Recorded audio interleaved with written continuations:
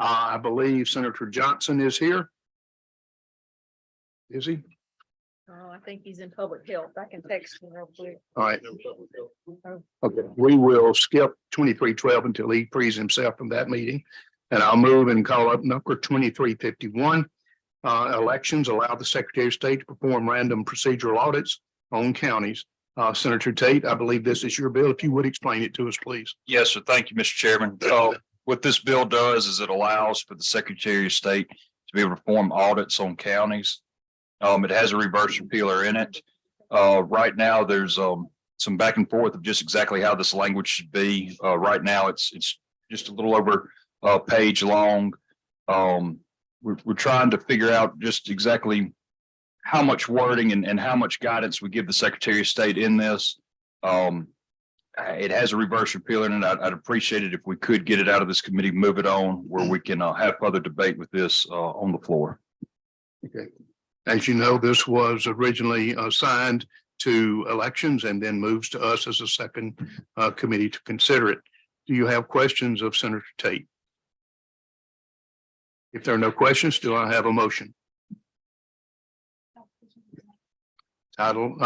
Motion is title sufficient to pass. Is it committee sub? All those in favor say aye. Opposed, no. Motion carries. Next will be Senate Bill number 2724. This is the bill regarding the building of the new Department of Public Safety building in Rankin County. And Senator Kirby, President Pro Tem Kirby, is here to explain the bill. Thank you, Mr. President. Excuse me, Mr. Chairman. If I may, let me give you a little background first. This is only some project that we've been working on for 16 years. Commissioner Kendall came to me and asked me to introduce this to it, which I was honored to do.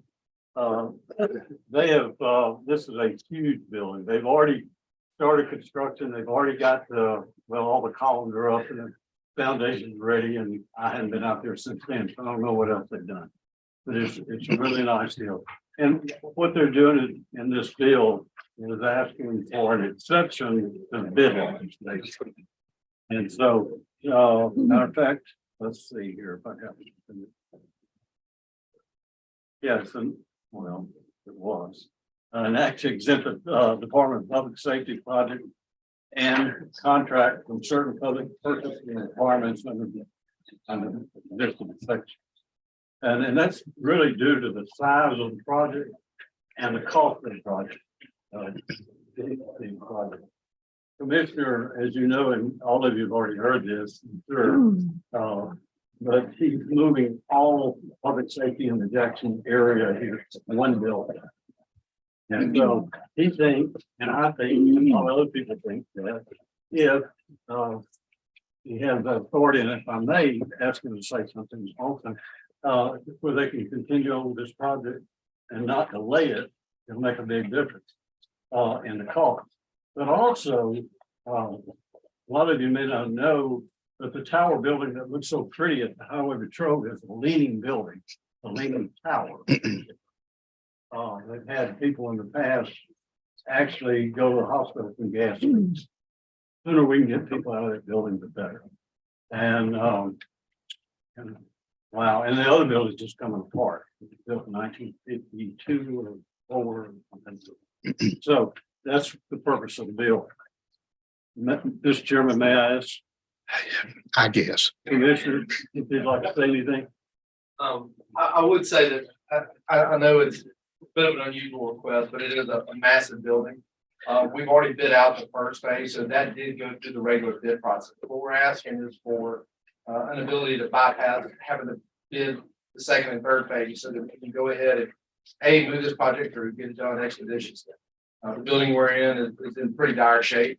Also, we're bringing in all these agencies under one roof. The first time in its history, you'll have your primary state law enforcement agency operating under one roof, which will help improve so many things, communication and working together. But for y'all's perspective, also, we believe it will also save money.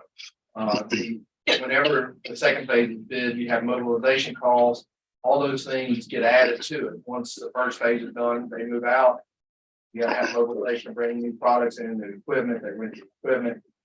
From that perspective, it should save costs, and with DFA overlooking in negotiating the prices they go through on a construction management basis. We feel like it's a long-term saving. It's a reputable Mississippi company. Andrew Core, Roy Anderson doing the work. And so we feel like this will get us in faster and it'll get us in cheaper. Thank y'all. Any questions of the commissioner or the president? Yes, Senator Thompson.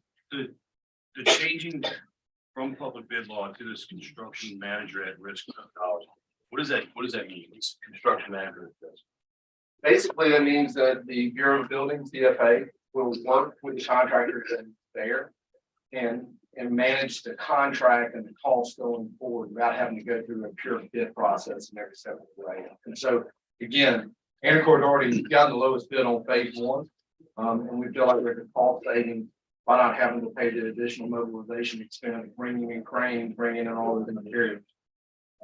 So the belief is that by working with the DFA would be able to quicker.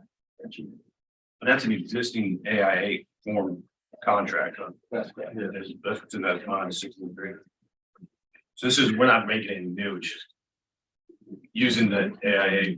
And bypassing some of the bid law in the state. Which sometimes the bid law work great, sometimes they raise the. Any other questions, Senator Thompson? Thank you, Mr. Chairman. Commissioner, why was the whole project not bid out as one full project, and why was it broken into several phases? Now that I don't know. I think part of it was the cost and then coming back and asking for phase one and asking for phase two when that time came, we weren't allocating that money all at once. And so we had a lot of dry weather this year. They've been rolling out there pretty quick and are ready to go. And I think part of that was the dry spell. I don't know why it wasn't all done at once. Yeah, and I don't know, does DFA get, it does seem to me it'd be from an economic standpoint, easier to keep contractor there, because I know what mobilization costs. But will they get a bid from anybody? I know, I mean, not a bid, but at least a quote from somebody else to say, what would you charge if you had to mobilize and come in and do this? Did DFA do that? Or do you know? I think with their knowledge in construction, people at the building bureau, they know what those costs are. So you get an opinion from Glenn Cornbeck, you get an opinion from him or somebody in their office to say this is a fair. Deep Senator Kirby, president, construction folks and DFA, and this is all discussed as something DFA could oversee and ensure quality control as well as price control. Yeah, I mean, the last thing that you want or any of us want to do is just to have somebody, it seems to me it'd be a lot cheaper, but somebody say, well, this is gonna be a lot more expensive to, we could have saved millions of dollars by getting somebody new to come in, which I don't think that's the case, but I just wondered if there's any, I don't know what DFA does to kind of give some assurances that they. And if I recall our conversation a year or two ago when we were talking about this, one of the things that came up, whether we were going to do it by bonds or capital expense funds, which we ended up using capital expense, was we're going to give you so much this year, and then once y'all get going, come back next year and ask for the rest of it. Is that why it was phased? Okay. That's what I would. Thank you, Mr. Chairman. Thank you. Other questions, Senator? Thank you, Mr. Chairman. What do you think it's going to cost? What I think it's going to cost. When all of a sudden, The projections, I don't have them. At one time, we had a total cost, and I want to say it was around 45 million plus FFA. I think we've been allocated about 20 to 30 of that, so we've got another, I think, 15 to 20 million or so. It's $160 per essentially how the state agency. The following and DPS and. Any other questions? If not, do I have a motion? All sufficiently fair. Motion title sufficient to pass. All those in favor say aye. Opposed, no. Ayes have it. Motion carries. All right, I'm going to move back up the agenda to item number 2312. Our presenter is here now. This is an act to amend the sections of Mississippi Code to establish a competitive bidding process with the right of first refusal for the lease or sale of county-owned property and for other related purposes. This is Senator Johnson's bill, and I'm going to ask him to present it to us. Thank you, Mr. Chairman.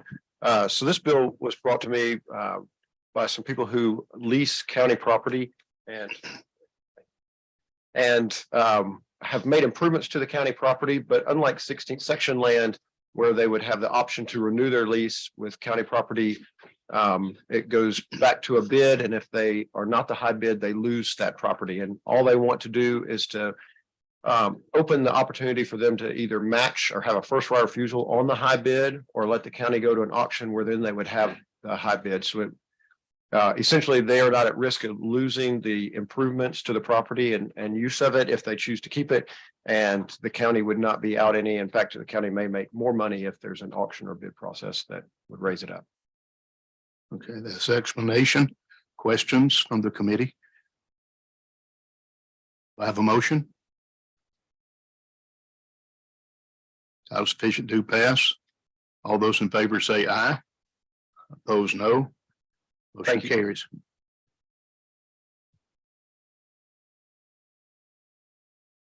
Okay. So now we're on the Senate bill first. Okay. Next is Senate Bill number 2281. This is Tobacco Education Prevention and Cessation Program and add fentanyl and drug abuse prevention education. This is Senator Hickman's bill, and I've asked him if he would to present it. It was first referred to drug policy. It passed through there today, and now it's before us. Senator Hickman. Thank you, Mr. Chairman. This bill, basically, what's going on, as we know, there's been a rise in fentanyl use and other drugs that is alarming for all of us, but especially for young people. And so what this bill has a purpose in is to allow for there to be an education program that deals with fentanyl and other drug use.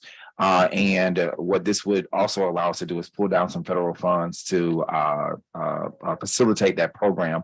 Now, we've since been working with the health department. There may be some amendments on the floor for some things that they would like to see in this program, but that's basically what the bill does. It helps us create a program similar to our tobacco education program that deals with fentanyl and other drug abuse.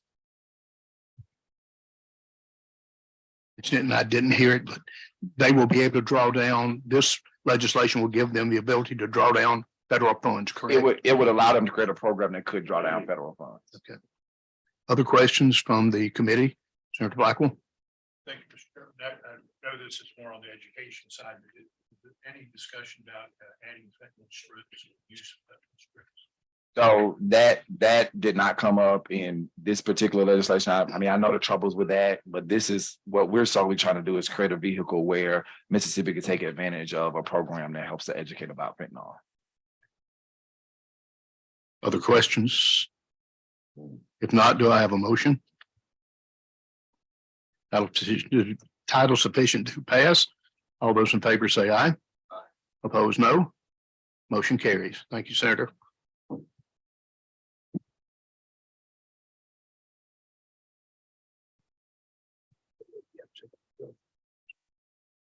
Okay. All right, next I'm going to call up SCR number 533, the Constitution amend to revise the ballot initiative process. This is a bill that Senator McCon has worked very hard on, and we have studied it, and I've asked him here today to present the bill to our committee. Thank you, Mr. Chairman. Try to stay out of this committee as much as possible. No offense to all the committee members, but today is the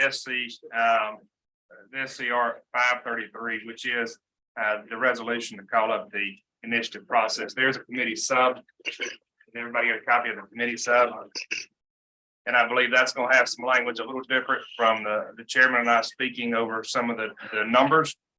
Over a 9-month period, of course, any initiative that we brought forth over a 9-month period would have to be have signatures from 12% of the total qualified electors of the state as of the date of the last presidential election. The signatures of the qualified electors shall not exceed 10% of the total number for each county. For any county cannot exceed more than 10%. And within each county, you've got to have at least 100 signatures with at least 10 from every municipality in that county. As with any other initiative, you have the typical language where it says that you'd have to lay out the text of it. You're going to have to say the amount that's going to be required to implement that. Additionally, it's going to say in here that the initiative shall not be used for repeal or modification of the Constitution, any laws with regard to PERS, the constitutional guarantee of the right any person to work shall not be denied or abridged, to propose or repeal any local or special law, or to dedicate revenues or make or repeal special appropriations. Secretary of State, of course, would take over once those signatures are submitted. It would then go to the legislature for the legislature to pass within a 2/3 vote. The measure, once the signatures were in there, to put it on the ballot. If no action's been taken within 4 months, it would then go on the ballot for the people of the state to vote on. With any other, there can be no more than 2 initiatives on the ballot at any given time. And your initiative fails, you can't bring it back within 5 years. That's pretty much the highlights of that resolution right there. And of course, there would have to be a complementing statute to go with this, and we can discuss that after we do this, if this makes it through. So I would entertain additional questions on that. You know, one thing you're going to see is the congressional districts is essentially struck out of that, where we're trying to keep that from happening again in the future. Should be in there. It is. Just point of clarification. Yes. It is in there. The reference. It does reference that. Yes, We did. it does, but it leaves it such that if our number of congressional districts change, it will follow, and we won't be in the same conundrum we're in now. Sorry, sorry, I got that clarification. I appreciate that, Kevin. Okay, questions of the senator? Chairman, I will ask, this one would not need a reverse repealer, but if you did the bill, it would need a reverse repealer. Is that correct? I put one in there. You did put one in just to have sort of synchronicity between the two of them. But I can remove it.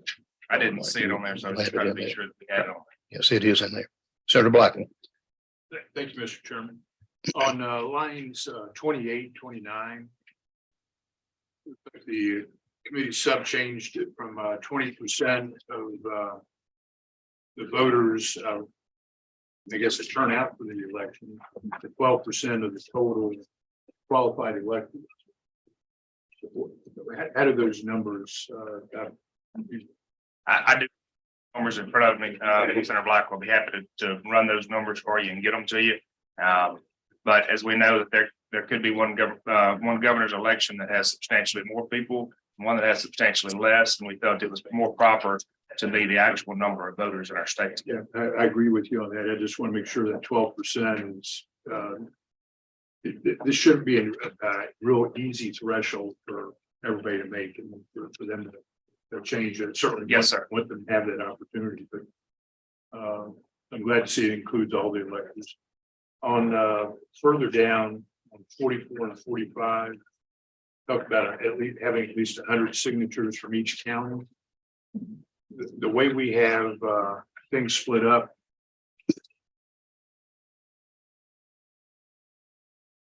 Mike, answer the question. I like those questions. I thought about it for a second. On 75, it talks about rejected.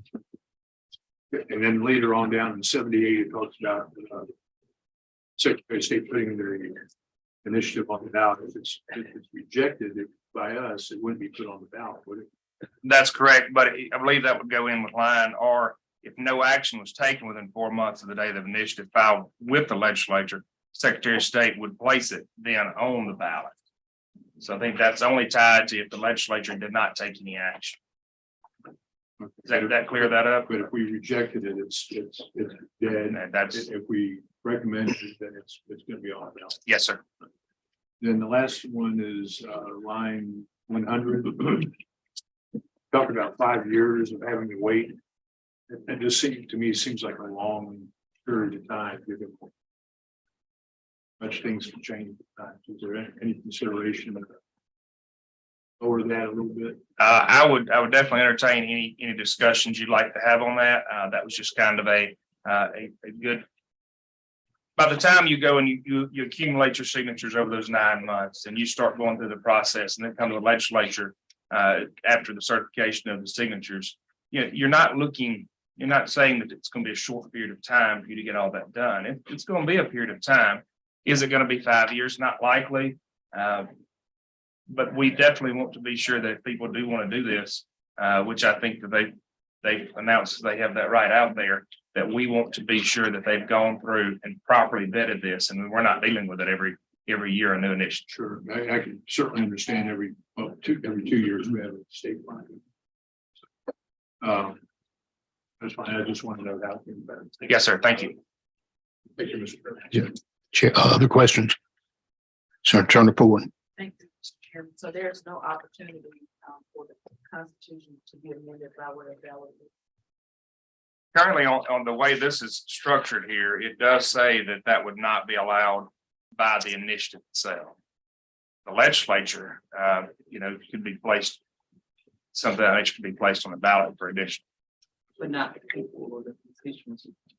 Not currently in this legislation that it's written. Other questions? Senator Blunt. Thanks, Chairman. I want to come back to the initial process, but I want to look particularly at line 129. Which getting this. The effect of that change in line 129 and 134, does that mean that constitutional amendments that are proposed by the legislature, as we've done in the past, currently approved by a majority of voters, does that vote will not be a two-thirds vote?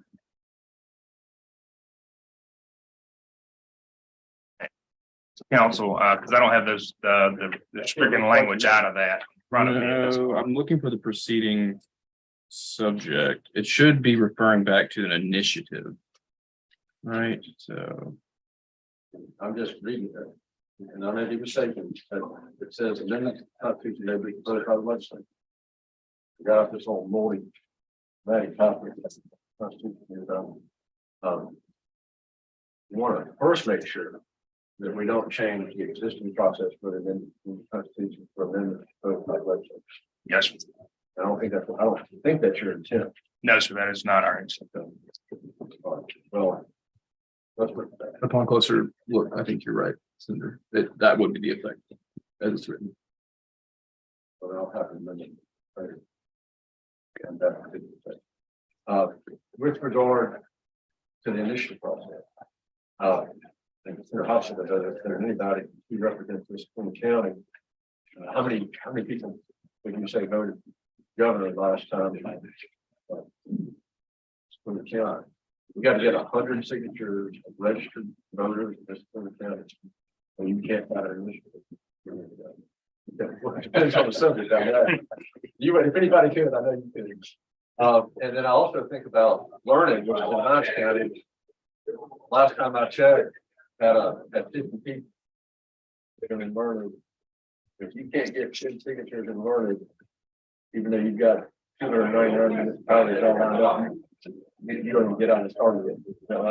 So, but you're still looking at 20% of those people that live in Learning that are qualified electors. Well, there are 50 people, and I don't know how old they are. I mean, some of them are extension votes, some of them are under 18. Do understand your concerns that there are municipalities out there that may have substantially lower amounts of people. You ought to get 200,000 signatures, you get 9 people in learning, you're done. The way it is written, yes, sir. And explain to me the notion of rejected on line 75. I don't, one of my great frustrations has been the whole point of the initiative process is get around the legislature, and we don't do things people want us to do. And this whole crazy notion we had of the old process of legislative alternative. Right. To me, if the people give enough signatures, let's put the thing on the ballot and let's vote on it. But you still got the legislature involved. And I don't know why. And I don't know what. The 2/3 vote of the legislature. And amend the petition that the people have signed. And so, let's say, I don't know what it would be, but let's say you get the number of signatures. You satisfy the county and municipality requirement, turn it in. And the legislature about 2/3 vote, and essentially just get your initiative. Right, they can just gut it, and they'll never get a vote on it. You can just change the initiative and make it. Be this, create a new state rock or something, and they're never gonna get to vote on the initiative, everybody just trying to petition. And I do understand your frustrations on that, and I do believe that this is a working copy that we're moving forward. And that as we're going through this, if there are things that the chairman would like to entertain to move, or you'd like to propose. Unfortunately, this hasn't been worked over the last few days as much as it probably needs to now with the learned people in this room. So that may be something that we definitely need to look at there on the amendment side of that. And I'm not opposed to that. So. As we do that, again, and we've had initiatives, we've had this for 30 years. Yes. And it hasn't been out of control. And we haven't, I don't know if there's, I can't think of all of them. I worked on the very first one back in 1995, but I don't know if anything that's been adopted by this that most people in this legislature would be with. And so this fear of the people based on that 30-year record, I think was shouldn't be afraid of it. Which they had it for 30 years. I personally think the legislature should not be involved in it. Senator, are you speaking on the bill or are you asking a question? What this language does still allow is for the legislature to reject that initiative by itself. It's pretty straightforward in there. And like I said, I would happily discuss this further with you unless, try to figure out what we need to do on that to get it as it should be if this is furthered. My biggest goal right now is that I do believe that we have a process that's been broken now for a number of years. And if we don't start the discussion to figure out how to fix it, then we're going to be 5 more years down there. And the people are really going to be unhappy that we're not moving forward with giving them the right back. I certainly agree with that. Thank you for indulging this, Chairman. One more question, and I'll see back to you. This is very significant. Every amendment to the Constitution, every initiative that has been on the ballot today is always a majority vote. And you've exempted what we would consider to be revenue bills on 968, 69, which I don't have a problem with, but this makes a 2/3 vote. And I can't think of any candidate, and probably a lot of these issues, probably even voter ID, if I remember right, they've got 2/3 vote. So why is it 2/3 vote? And do you think that that's something that we should continue to talk about? Well, I will say this, Senator, as a practitioner and as just a citizen, I hold the Constitution very dear. And I do not believe that our Constitution should have 5-page, 6-page, 7-page amendments put in it, or else our Constitution is going to be as big as this table. I'm not saying that that's where we need to be headed with it. All I'm asking is that we put in safeguards somewhere to be sure that the protected and sacred document that we have out there is protected and sacred, because right now in this nation, we are eroding those things. It's no longer important. It's no longer the sacred document that created our country in and of itself. And I'm not saying that maybe 2/3 is the number, but I am saying that we have an obligation to protect the very cornerstone of our democracy. And how that's going to happen, I don't know, but 51% or 50+1, that's going to change the whole dynamics of a whole state. I think we've got to be very careful, and I'm not real sure where the line is in there. And as I said, I believe everyone in this room is a very, very knowledgeable person that has a great opinion on what's going on. We all represent our constituents and we're all trying to do what we can to move forward on it. So as I said, I have no objection to continue to discuss that. As long as we're doing what we can to protect the very cornerstone of our democracy. That's right.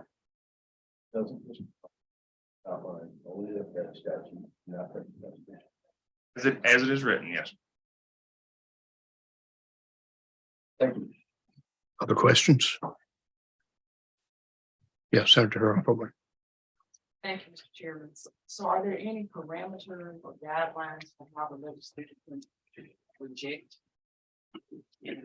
Beyond that language right there and the interpretation thereof, I can't say that there's any additional. We're still gatekeeping. We do have a role as still a gatekeeper in that.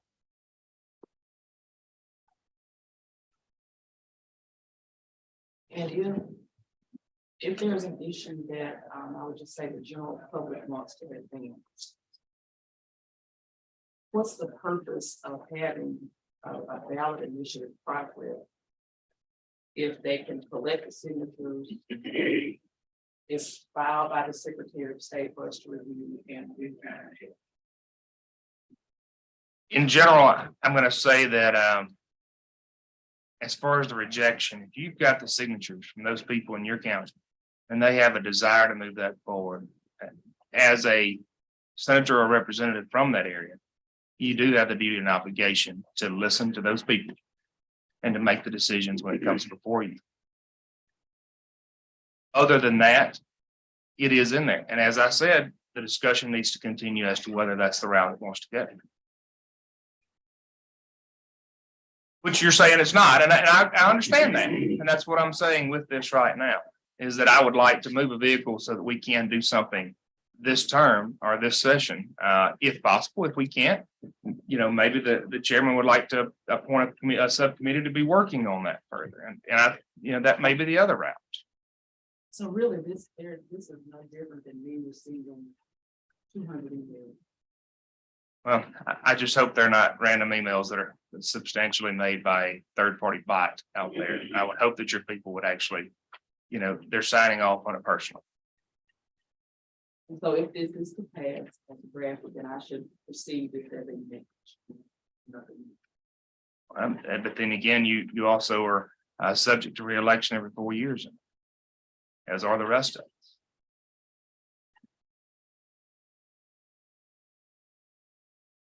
Any other questions? Yeah. Go ahead, Senator.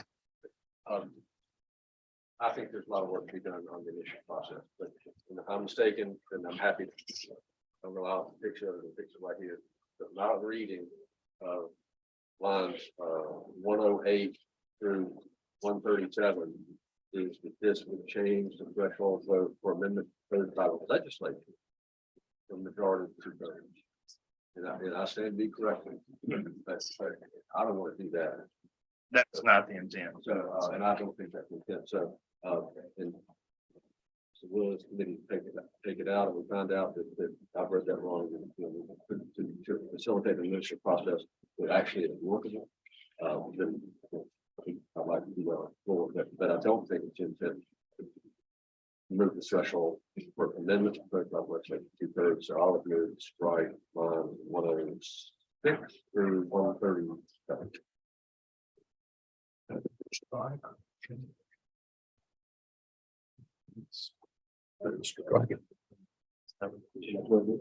Right, because it's not. There's no otherwise change. All right, you've heard the amendment. Do you have questions of Senator Blunt? Move adoption. Move adoption. All those in favor say aye. Opposed, no. Motion to be adopted is adopted. All right, now we're back on the bill. Any further questions on the bill? Resolution, actually. I have a motion. All those in favor say aye. Opposed, no. Okay. The motion carries. Next, we will have to look at a companion, which is Senate Bill 2281, which I understand from legal, you have to have the SCR and then you have the bill. So Senator McGon, right? I'm sorry. 2638, is that it? Okay, my bad. Wrong folder. All right, Which that, we'll have a copy of it in front of it, but the language will be consistent with the SCR. Is that That's correct? correct. Yes, it's So- the statutory version. 2638 will be a committee sub with this language placed into the bill itself. That would be how it will move forward, right, council? Yes. all right. Do you have to include Senator Blunt's opinion? If it changes, it should. Yes. Yes, but I'm trying to, I don't think the section is in the bill. Okay. That section of the Constitution is mentioned in the bill. But not having the bill in front of me, I'm also not sure. Don't you have to? That, this right here is both of the resolutions there. We were gonna work on. Yes. See, It does have a reverse repealer. I think I understand what's going on, but if it does need to, does not need to mirror the change that Senator Blunt made, then certainly be added back. you could. That's the separate bill, that's not the current, that's correct, right? So we. If you're prepared, I'll make the motion, not to pass. I'm prepared. So if I don't, it's, or not, but it's- It'll be a It- committee it sub. does. Yeah. You've heard the motion. All those in favor say aye. Opposed, no. Motion carries. Do I have another Verizon report? Very much.